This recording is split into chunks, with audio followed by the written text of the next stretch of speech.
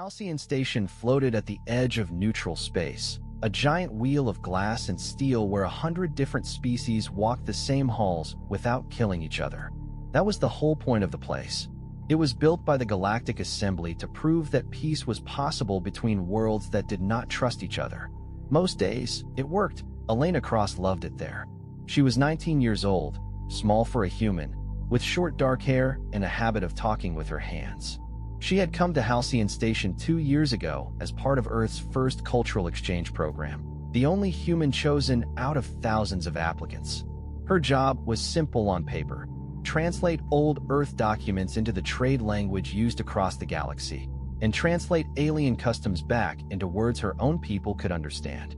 In truth, she had become something bigger than a translator. She had become a bridge, species that had never spoken to a human before spoke to Elena. The reptilian Sasari traders, who did not trust anyone outside their own Hatch clans, let her sit in on their negotiations. The Voth elders, ancient beings who lived for centuries and rarely left their homeworld, sent her personal messages asking about human poetry. Even the cold, proud Kari Dominion, a species that saw itself as the natural rulers of this part of the galaxy, tolerated her presence, though they never warmed to her the way others did. Humanity, to most of the galaxy, was a joke, a young species, a loud, messy, overly emotional race that had only been part of the wider community for 11 years, ever since first contact. Earth had no seat on the Galactic Assembly's ruling council. Earth had no fleet worth mentioning, at least not one anyone had seen. Earth sent scientists and diplomats and translators, not warships, because Earth did not have warships worth sending. Or so everyone believed. Elena did not care what the galaxy thought of her species. She was too busy falling in love with it. She spent her evenings in the station's observation dome, watching ships from a dozen worlds drift past the stars, writing letters home about how strange and wonderful it all was. She told her mother that one day, humans and the rest of the galaxy would understand each other completely, and there would be no more wars, no more fear, just people learning from people. She never got the chance to see if she was right. It happened on a quiet cycle, the kind where nothing was supposed to happen. Elena had been called to a private meeting in the lower ring of the station, an area used mostly for storage and maintenance, not the kind of place a translator usually visited. The message said it came from a Kari trade attaché who wanted to discuss a sensitive matter privately, away from assembly cameras. Elena did not think twice about going. She trusted the station. She trusted the peace it was built on. 6 hours later, a maintenance drone found her body in a sealed cargo corridor. The official station report, filed within a day by assembly security, called it a tragic accident. A pressure valve had failed, the report said, venting the corridor to hard vacuum before emergency systems could respond. No one was blamed. No one was even investigated. The case was marked closed before Elena's family on Earth had even been told she was dead. Earth's ambassador to the assembly, a tired, careful man named Desmond Okafor, read the report twice in his quarters before he allowed himself to feel anything. He had known Elena since she was picked for the program. He had watched her grow from a nervous teenager into the most well-liked human being on the entire station. And now the assembly wanted him to sign a form saying her death was nobody's fault. He did not sign it. Instead, Okafor requested the station's full security logs for the 6 hours before Elena's death. He was told, politely but firmly, that the logs for that section of the station had been corrupted during a routine system update. It was an unfortunate coincidence, the station administrator said. These things happened sometimes with older systems. Okafor had spent 30 years in diplomacy. He knew what a lie sounded like, even a well-dressed one. He also knew that as Earth's ambassador, he had almost no power to push back. Earth was not a council member. Earth could not demand an independent investigation. Earth could only ask, politely, and hope someone with more authority cared enough to listen. He did something he had never done before. He sent an encrypted message, not through official assembly channels, but through a private line that connected directly to Earth's Department of Defense. The message was short. It said that a human citizen was dead under suspicious circumstances, that evidence had likely been destroyed, and that he needed someone Earth trusted to come and find the truth, because the assembly clearly would not. 3 days later, A single unmarked Earth transport requested docking clearance at Halcyon Station. The station's records listed it as a diplomatic supply ship. It carried no weapons that anyone could detect. It carried one passenger. Her name was Captain Ilsa Renner, and she did not work for Earth's diplomatic corps. She worked for a department that, officially, did not exist. On paper, Ilsa was a records auditor sent to review trade documentation. In reality, she was one of the sharpest intelligence officers Earth had ever trained, sent quietly to find out exactly how Elena Cross had died, and why someone had gone to so much trouble to make sure no one ever found out. Ilsa arrived on Halcyon Station wearing a plain gray uniform with no rank markings, carrying a single case of equipment that looked, to any scanner, like standard diplomatic gear. She smiled politely at station security, answered their questions in careful, boring detail, and was waved through without a second look. It was exactly what she wanted. Being underestimated was, for a human, the oldest trick in the galaxy, and it still worked every single time. Her first stop was not the crime scene. It was the small memorial room where Elena's personal effects had been stored, waiting to be shipped back to Earth. Ilsa sat alone with a box of Elena's belongings for almost an hour. A journal, half filled with handwritten notes about alien customs. A small recording device. A data chip that, according to the station's records, had been wiped clean before it was returned. Ilsa did not believe in clean coincidences. Wiped data chips did not happen by accident, not twice in one case. Someone on this station had worked very hard to erase every trace of what Elena Cross had discovered before she died, and whoever they were, they had made one mistake. They assumed that once the evidence was gone, the questions would stop. They had never dealt with someone like Ilsa Renner before, and they had certainly never imagined what was quietly waiting, far from Halcyon Station, in the dark corners of Earth's home system, ready to be called upon the moment it was truly needed. For now, that fleet slept, hidden and patient, the way it had slept for over a decade. But somewhere on this station, a killer was about to learn that humanity's patience had limits, and its memory was long. Ilsa closed the box, stood up, and walked toward the lower ring of the station, toward the sealed corridor where a young woman had died alone. She had a job to do, and she intended to do it properly, no matter how many people on this station wanted her to stop asking questions. Along the way, she passed a viewport that looked out over the docking rings, where ships from a dozen species came and went in an endless, quiet parade. She thought about what Elena must have felt, standing in a place like this, believing that all these different people could learn to trust one another. It was a good dream. Ilsa did not think it was a foolish one, but she had learned, over many years of quiet, dangerous work, that dreams needed protecting, and protection sometimes meant force. Diplomacy could open doors. It could not always keep them from being slammed shut by someone who had already decided violence was the answer. She reached the sealed corridor and found it exactly as the report described, patched, cleaned, and repainted, every trace of the incident scrubbed away with suspicious efficiency. A station engineer stood nearby, nervous, clearly assigned to watch her rather than help her. Ilsa greeted him warmly, asked harmless questions about station maintenance schedules, and let him relax just enough to mention, almost by accident, that the valve failure alarm in that section had been manually silenced 20 minutes before Elena's body was found. He caught himself the moment the words left his mouth, but it was too late. Ilsa already had what she needed, proof that this had never been an accident at all. She thanked him, smiled, and walked away, already composing the message she would send back to Earth that night. Somewhere, deep in a command bunker most of humanity did not know existed, someone would read her words and begin preparing for a decision that had been delayed for over a decade. The sleeping fleet would not sleep forever. The investigation had begun. Ilsa Renner did not sleep that night.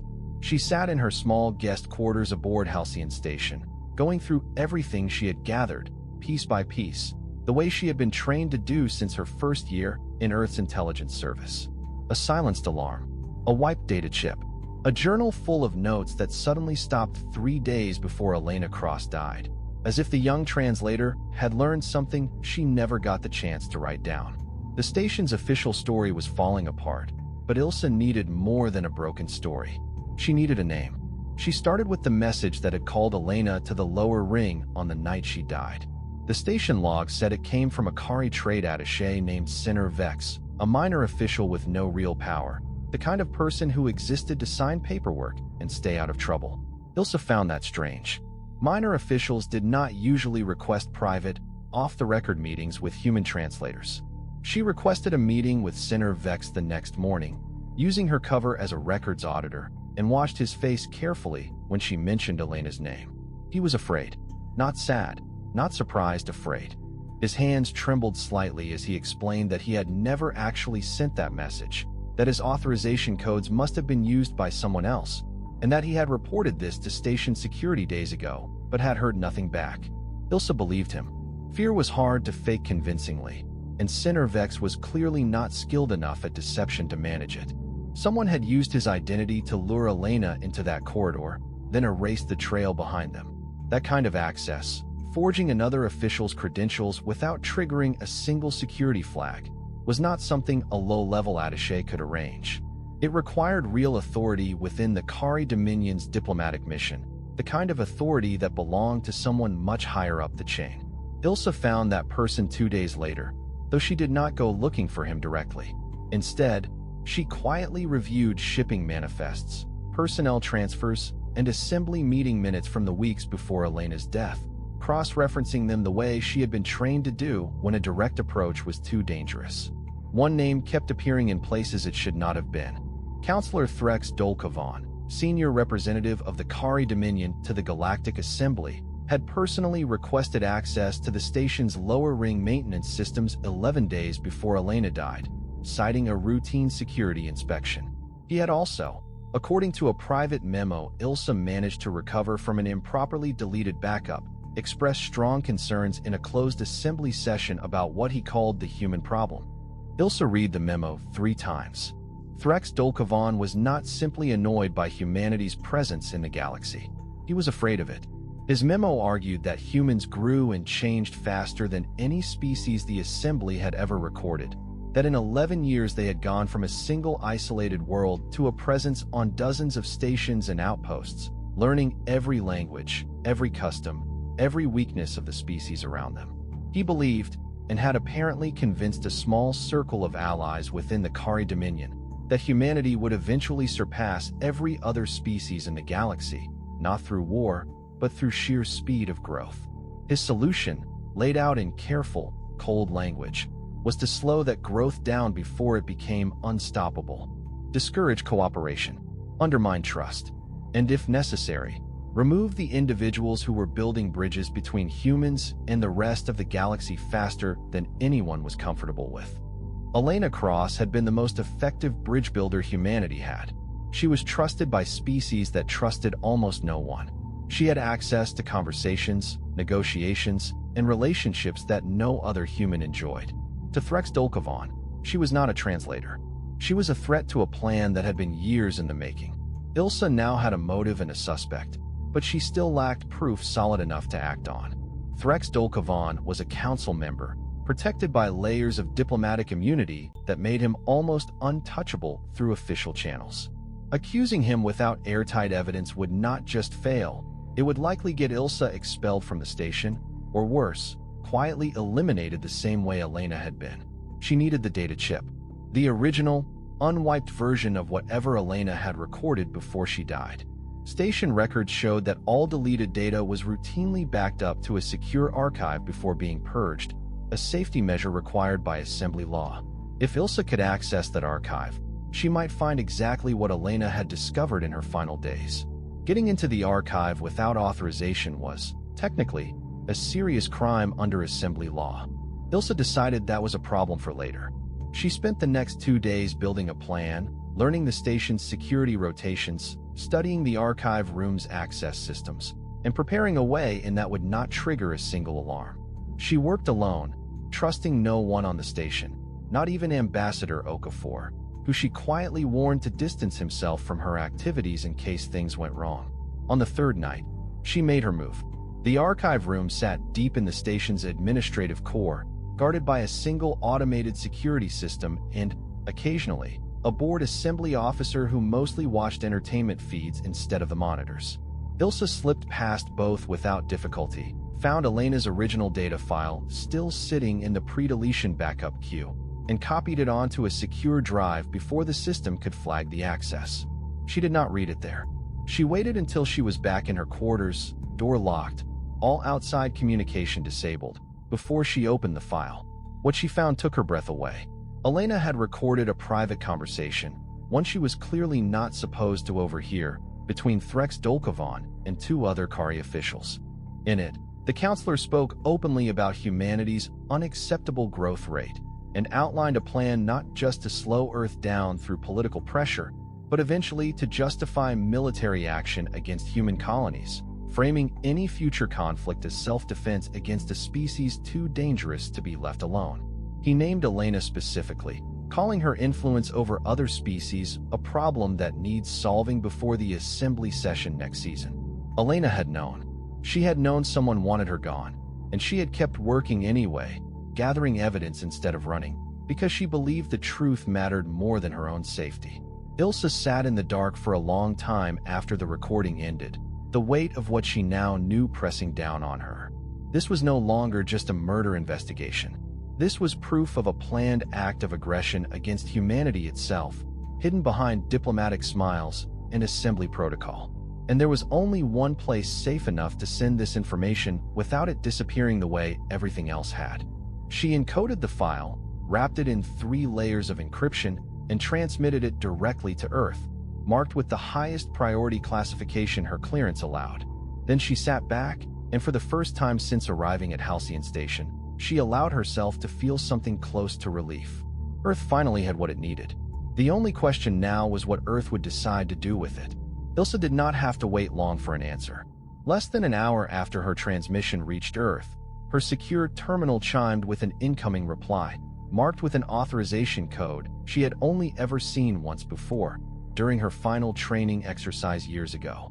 It was a code reserved for a single chain of command, one that bypassed the diplomatic corps entirely and went straight to Earth's highest military authority. The message was short. It confirmed receipt of the recording. It confirmed that the evidence had been verified and cross-checked against older intelligence Earth had been quietly gathering on the Kari Dominion for years, evidence that suggested Threx Dolkovan was not acting alone, and that his faction had been preparing for confrontation with humanity far longer than anyone on Halcyon Station realized. And it ended with a single line that made Ilsa's chest tighten with something between fear and grim satisfaction. Prepare the station for extraction. Further instructions to follow. Fleet Command has been notified. Fleet Command, not the small Coast Guard vessels Earth openly admitted to owning, not the handful of unarmed diplomatic transports that ferried ambassadors between stations. Fleet Command was a name Ilsa had only heard whispered in secure briefings, a name attached to something Earth had spent over a decade building in complete secrecy, hidden in the outer edges of its own solar system, far from any assembly eyes. She had never been told what it actually was. She had only been told that if she ever received a message mentioning it directly, everything was about to change. She looked out her quarter's small viewport at the stars beyond Halcyon Station, calm and distant as they had always been, and wondered how many of those same stars were about to witness something the galaxy had never expected from a species it had spent 11 years underestimating. Threx Dolkovan knew, within a day, that something on Halcyon Station had gone wrong. He did not know exactly what Ilsa Renner had found, but he had lived through enough political games to recognize the signs of a mission unraveling. Senator Vex, the low-level attaché whose credentials had been used to lure Elena Cross to her death, had suddenly stopped responding to secure messages. A quiet audit of the archive room's access logs, one that should never have been possible without triggering an alert, showed an unauthorized entry 3 nights earlier. And Earth's supposed records auditor, the quiet human woman who had been asking harmless questions about trade documentation, had abruptly requested emergency transport off the station. None of these things proved anything on their own. Together, they told Threx everything he needed to know. His plan had been discovered. He did not panic. Panic was for weaker minds. Instead, he called an emergency meeting with the small circle of allies who had supported his plan from the beginning, Kari officials and sympathizers from 2 other species who shared his belief that humanity's growth needed to be stopped before it became impossible to control. They agreed on a new strategy. If Earth had proof of the conspiracy, that proof needed to disappear, along with anyone who might use it. And if Earth intended to make trouble over one dead translator, the Dominion would remind humanity exactly how small and powerless it truly was. The first strike came 2 days later, far from Halcyon Station, at a quiet human research outpost on the edge of neutral territory. A Kari patrol vessel, operating under a false assembly registration, approached the outpost claiming to be responding to a navigation error. Before the outpost's small defense team could react, the Kari ship opened fire, destroying the outpost's communication array and killing 4 researchers before withdrawing into deep space. No official statement was made. No one claimed responsibility. But Earth's Fleet Command understood the message immediately. It was a warning, delivered in the oldest language the galaxy understood: violence. Back on Halcyon Station, Ilsa received news of the attack through an encrypted burst transmission, and for the first time since arriving, she allowed herself to feel real fear, not for herself, but for what might come next. Threx Dolkovan was no longer trying to hide his intentions. He was daring Earth to respond, betting that a species without a visible fleet, without a seat on the Council, without any real power in the eyes of the galaxy, would have no choice but to back down. He had no idea how wrong he was. Deep within Earth's home system, past the orbit of its outermost planets, in a region of space marked on every assembly star chart as an empty resource survey zone, something had been waking up for 3 days. It was called Fleet Zero, though almost no one outside a tiny circle of military leadership even knew the name. It had been built in near-total secrecy over 11 years, funded quietly, constructed piece by piece using technology Earth had deliberately never shared with the wider galaxy. Technology built from lessons learned in the earliest, most humiliating days of first contact, when Earth's leaders realized exactly how vulnerable and unprepared their species truly was. Admiral Marcus Voss had commanded Fleet Zero since its first ship was completed, back when it consisted of nothing more than a single experimental cruiser and a skeleton crew who had sworn to secrecy, so binding that most of them had not spoken to their own families in years. Now, Fleet Zero numbered over 200 vessels, ranging from small, fast interceptors to massive command carriers unlike anything the Assembly had ever recorded from a human shipyard. Every ship had been built for one purpose: to make sure that if the galaxy ever decided humanity was expendable, humanity would have the power to prove otherwise. Voss received the order from Earth's Supreme Council less than an hour after the outpost attack was confirmed. It was the order he had trained for over a decade to receive, and the order he had quietly hoped he would never actually need. Mobilize Fleet Zero. Prepare for deployment to neutral space. Protect Earth's citizens. Recover the evidence of Counselor Threx Dolkovan's conspiracy, and be ready, if necessary, to demonstrate to the galaxy exactly what humanity had built while everyone assumed it was still defenseless. Voss stood on the bridge of his flagship, the Ares ascending, and watched through the viewport as 200 ships began to move in perfect, practiced formation, engines igniting in silent unison across the dark. 11 years of secrecy, sacrifice, and preparation were about to be tested. He thought of Elena Cross, a name he had only learned 2 days earlier, a young woman who had died trying to build understanding between worlds, killed by someone who feared exactly the kind of connection she represented. He thought of the 4 researchers killed at the outpost, people who had trusted the galaxy's supposed peace enough to work unarmed on its frontier. He gave the order to advance. Fleet Zero had never been tested in real combat. Every officer aboard those 200 ships had trained for years against simulations built from every scrap of intelligence Earth had gathered on assembly technology, weapons, and tactics. But simulations were not the same as war. Voss knew this better than anyone. He also knew that hesitation now would cost more lives than a decisive show of strength. 11 years earlier, when Earth's first contact with the galaxy had gone badly, when a minor territorial dispute had nearly ended with an alien fleet parked in orbit around Earth itself, humanity's leaders had made a quiet, painful decision. They would never again let their species be the weakest voice in the room. They would build strength in silence, present peace to the galaxy's face, and keep the truth hidden until the day it was truly needed. That day had finally come. As Fleet Zero pushed toward neutral space, Voss reviewed the evidence Ilsa Renner had recovered one final time. The recorded conversation of Threx Dolkovan calmly discussing the need to solve a young woman who had done nothing but try to build friendship between worlds.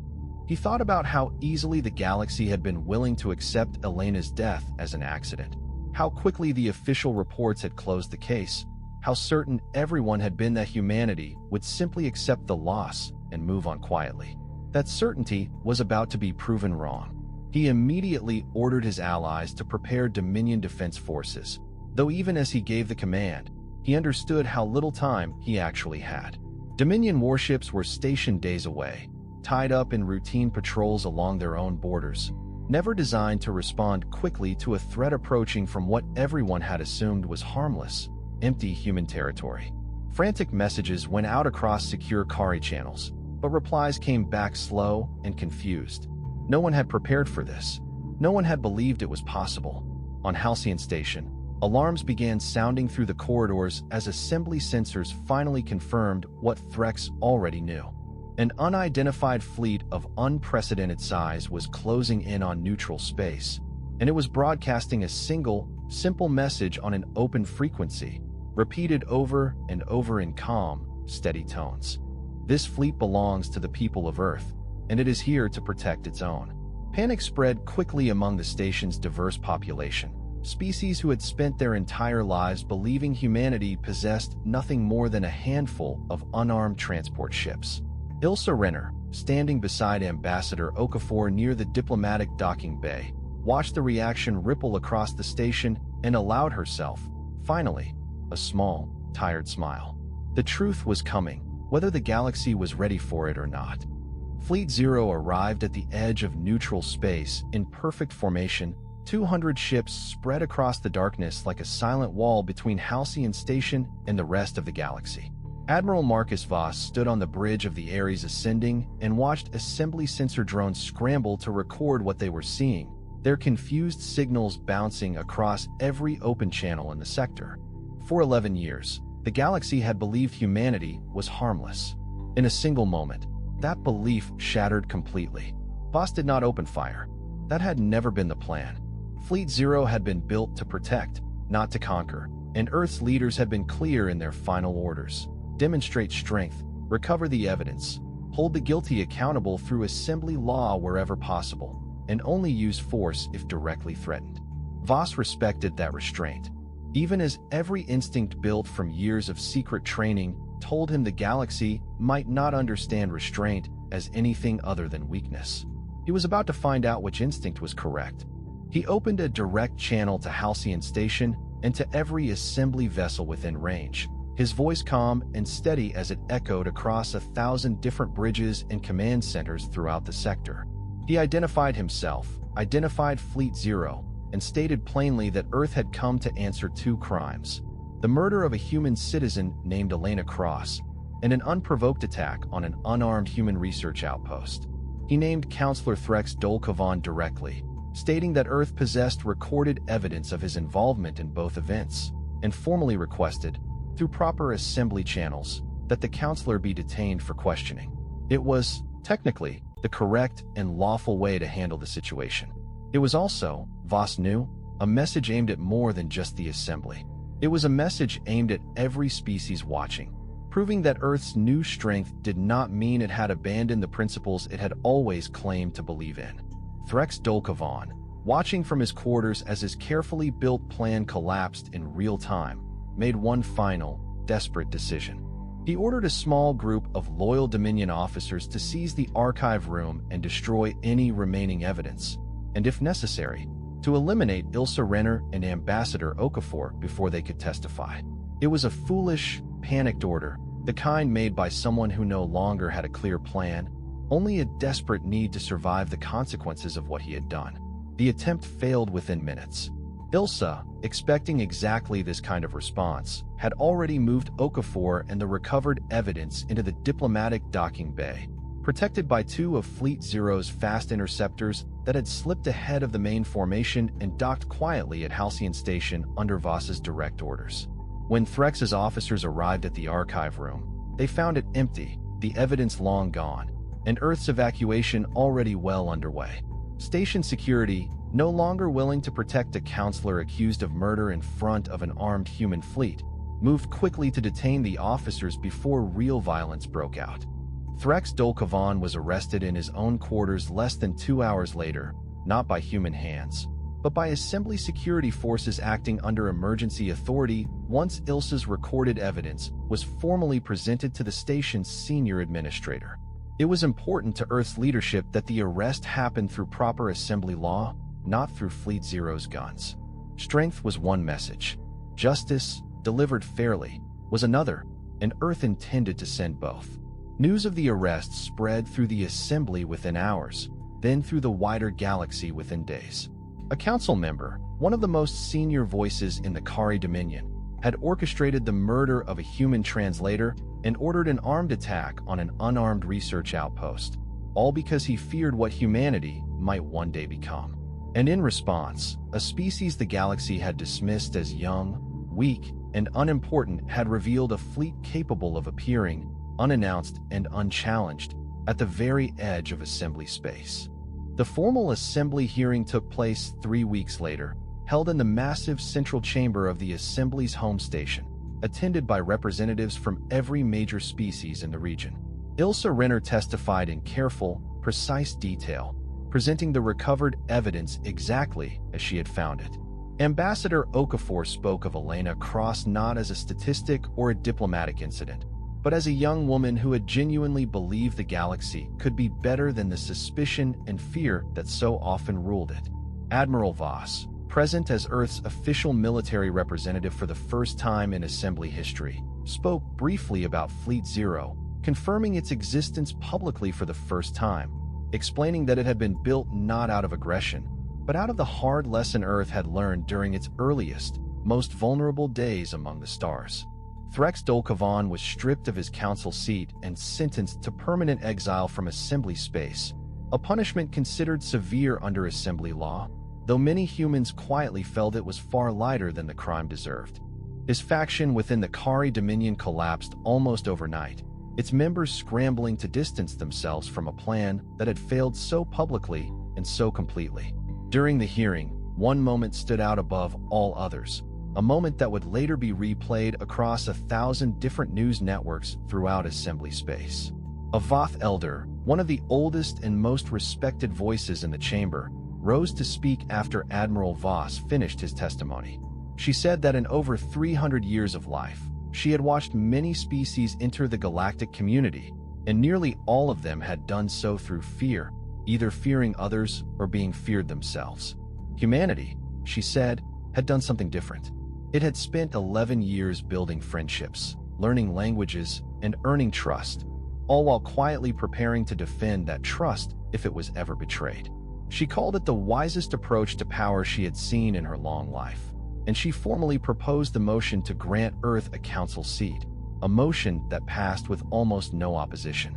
Senator Vex, the frightened attaché whose stolen credentials had first led Elena into danger, testified as well, finally free to speak the truth without fear of retaliation now that Threx Dolkovan's faction had lost its power. His testimony helped close the final gaps in the case, confirming exactly how his identity had been used and by whom. Afterward, he approached Ilsa privately and thanked her, quietly admitting that he had been too afraid to come forward on his own, and that he owed Elena's memory a debt he could never fully repay. Earth's standing in the galaxy changed permanently after that day. Within a year, Earth was granted a formal seat on the Galactic Assembly Council, the first new species to receive one in over 2 decades.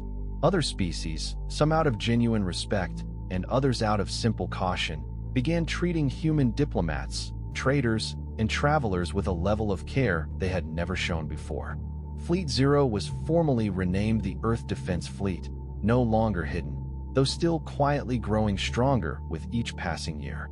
On Halcyon Station, in the observation dome where Elena Cross had once spent her evenings writing letters home about the beauty of the stars, a small memorial was placed, funded jointly by Earth and by several of the species she had spent her short life trying to understand. It was simple, just her name, her age, and a single line she had once written in her journal. Understanding is the only bridge strong enough to hold an entire galaxy. Ilsa Renner visited that memorial once before returning to Earth, standing quietly in the dome where she had first learned who Elena Cross truly was. Not just a case file, not just a name in a report, but a young woman who had believed in something bigger than herself, and who had, in the end, changed the fate of her entire species without ever raising a weapon. The galaxy had killed a human girl, believing humanity too weak and too unimportant to answer for it. Instead, it had woken something far stronger than anyone had ever imagined humanity could become, and the stars themselves would remember the day Earth finally stopped hiding. Years later, new students arriving at Halcyon Station for the cultural exchange program were shown Elena's memorial as part of their orientation, told the story of a quiet translator whose belief in understanding had ultimately reshaped humanity's place among the stars. Few of them fully grasped, in that first quiet moment standing before her name, just how much had changed because one young woman had refused to stop building bridges, even when someone powerful enough to stop her decided she was too dangerous to be allowed to continue. Her death had been meant as a warning to keep humanity small and quiet. Instead, it became the reason the galaxy finally learned humanity's true name.